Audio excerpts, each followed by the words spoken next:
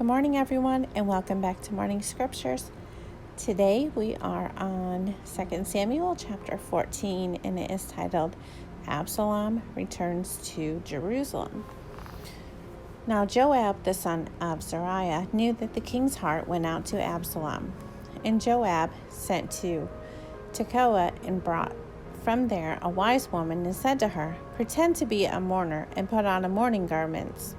Do not anoint yourself with oil, but behave like a woman who has been mourning many days for the dead. Go to the king and speak this to him. So Joab put the words in her mouth. When the woman of Tekoa came to the king, she fell on her face to the ground and paid homage and said, Save me, O king. And the king said to her, What is your trouble? She answered, I am a widow. My husband is dead. And your servant has 2 sons, and they quarreled with one another in the field. There was no one to separate them, and one struck the other and killed him. And now the whole clan has risen against your servant, and they say, Give up the man who struck his brother, that we may put him to death for the life of his brother, whom he killed. And so they would destroy the heir also. Thus they would quench my coal that is left, and leave to my husband neither name nor remnant on the face of the earth. Then the king said to the woman, Go to your house, and I will give orders concerning you. And the woman of Tekoa said to the king, On me be the guilt, my lord the king, and on my father's house let the king and his thrones be guiltless. The king said, If anyone says anything to you, bring him to me, and he shall never touch you again. Then she said, Please let the king invoke the Lord your God, that the avenger of blood kill no more, and my son be not destroyed. He said, As the Lord lives, not one hair of your son shall fall to the ground. Then the woman said, Please let your servant speak a word to my lord the king. He said, Speak. And the woman said, Why then have you planned such a thing against the people of God? For in given this decision, the king convicts himself, inasmuch as the king does not bring his banished one home again. We must all die. We are like water spilled on the ground, which cannot be gathered up again. But God will not take away life, and he devises means so that the banished one will not remain an outcast. Now I have come to say this to my lord the king, because the people have made me afraid. And your servant thought, I will speak to the king. It may be that the king will perform the request of his servant. For the king will hear and deliver his servant from the hand of the man who would destroy me and my son together from the heritage of God. And your servant thought, the word of my lord the king will set me at rest. For my lord the king is like the angel of God to discern good and evil. The Lord your God be with you. Then the king answered the woman, Do not hide from me anything I ask you. And the woman said, Let my lord the king speak. The king said, Is the hand of Joab with you in all this? The woman answered and said, As surely as you live, my lord the king, one cannot turn to the right hand or to the left from anything that my lord the king has said. It was your servant Joab who commanded me. It was he who put all these words in the mouth of your servant. In order to change the course of things, your servant Joab did this. But my lord had wisdom, like the wisdom of the angel of God, to know all things that are on the earth.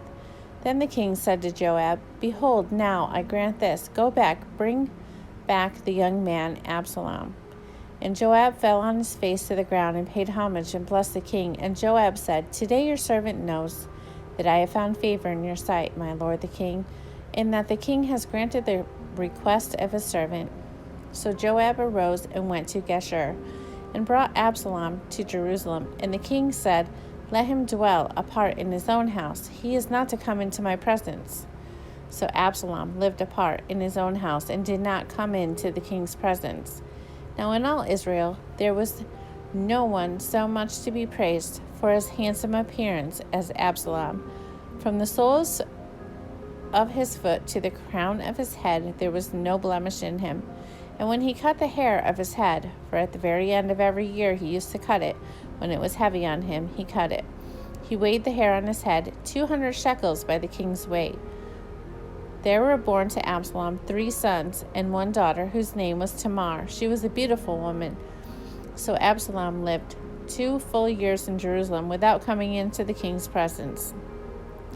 Then Absalom sent for Joab to send him to the king, but Joab would not come to him.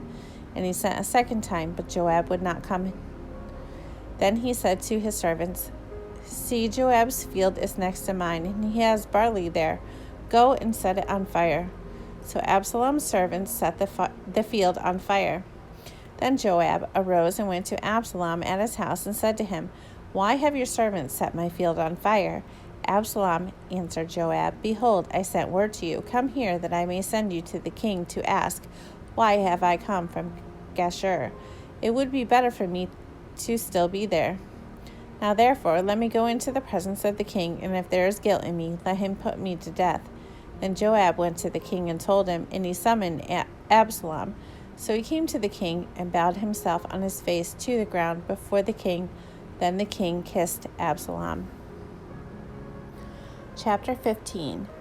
After this, Absalom got himself a chariot and horses, and 50 men to run before him. And Absalom used to rise early and stand beside the way of the gate. And when any man had a dispute to come before the king for judgment, Absalom would call to him and say, "From what city are you?" And when he said, "Your servant is of such and such a tribe in Israel," Absalom would say to him, "See, your claims are good and right, but there is no man designated by the king to hear you." Then Absalom would say, "Oh, that I were judge in the land! Then every man with a dispute or cause might come to me, and I would give him justice." And whenever a man came near to pay homage to him, he would put out his hand and take hold of him and kiss him. Thus Absalom did to all of Israel who came to the king for judgment. So Absalom stole the hearts of the men of Israel.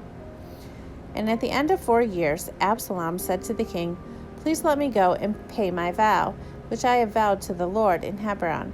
For your servant vowed a vow while I lived at Geshur in Aram, saying, 'If the Lord will indeed bring me back to Jerusalem, then I will offer worship to the Lord.'" The king said to him, "Go in peace." So he arose and went to Hebron. But Absalom sent secret messengers throughout all the tribes of Israel, saying, "As soon as you hear the sound of the trumpet, then say, 'Absalom is king at Hebron.'" With Absalom went 200 men from Jerusalem who were invited guests, and they went in their innocence and knew nothing. And while he was offering the sacrifices, he sent for Ahithophel the Gilonite, David's counselor, from the city of Gilo. And the conspiracy grew stronger, and the people with Absalom kept increasing.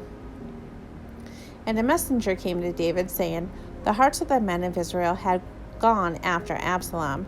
And David said to all his servants who were with him at Jerusalem, "Arise and let us flee, or else there will be no escape for us from Absalom. Go quickly, lest he overtake us quickly and bring down ruin on us, and strike the city with the edge of the sword." And the king's servants said to the king, "Behold, your servants are ready to do whatever my lord the king decides." So the king went out and all his household after him. And the king left 10 concubines to keep the house. And the king went out and all the people after him, and they halted at the last house. And all his servants passed by him, and all the Cherethites, and all the Pelethites, and all the 600 Gittites who had followed him from Gath passed on before the king. Then the king said to Ittai the Gittite, "Why do you also go with us? Go back and stay with the king, for you are a foreigner and also an exile from your home. You came only yesterday, and shall I today make you wander about with us, since I go I know not where? Go back and take your brothers with you, and may the Lord show steadfast love and faithfulness to you." But Ittai answered the king, "As the Lord lives, and as my lord the king lives, wherever my lord the king shall be, whether for death or for life, there also will be your servant." And David said to Ittai, "Go then, pass on." So the Gittite passed on with all the men and all the little ones who were with him, and all the land wept aloud as all the people passed by. And the king crossed the brook Kidron, and all the people passed on toward the wilderness. And Abiathar came up, and behold, Zadok came also with all the Levites, bearing the ark of the covenant of God. And they set down the ark of God until the people had all passed out of the city. Then the king said to Zadok, carry the ark of God back into the city. If I find favor in the eyes of the Lord, he will bring me back and let me see both it and his dwelling place. But if he says, I have no pleasure in you, behold, here I am. Let him do to me what seems good to him. The king also said to Zadok the priest, Are you not a seer? Go back to the city in peace with your 2 sons. See, I will wait at the fords of the wilderness until word comes from you to inform me. So Zadok and Abiathar carried the ark of God back to Jerusalem, and they remained there. But David went up the ascent of the Mount of Olives, weeping as he went, barefoot and with his head covered. And all the people who were with him covered their heads, and they went up weeping as they went. And it was told David, Ahithophel is among the conspirators with Absalom. And David said, O Lord, please turn the counsel of Ahithophel into foolishness. While David was coming to the summit where God was worshipped, behold, Hushai the Archite came to meet him with his coat torn and dirt on his head. David said to him, If you go on with me, you will be a burden to me. But if you return to this city and say to Absalom, I will be your servant, O king, as I have been your father's servant in times past, so now I will be your servant, then you will defeat for me the counsel of Ahithophel. Are not Zadok and Abiathar the priests with you there? So whatever you hear from the king's house, tell it to Zadok and Abiathar the priests. Behold, their 2 sons are with them there, Ahimaaz, Zadok's son, and Jonathan, Abiathar's son, and by them you shall send to me everything you hear. So Hushai, David's friend, came into the city just as Absalom was entering Jerusalem. Okay, guys, we're going to stop there for today. And tomorrow we will start with 2 Samuel chapter 16. I hope you all have a great and blessed day, and I'll see you again tomorrow.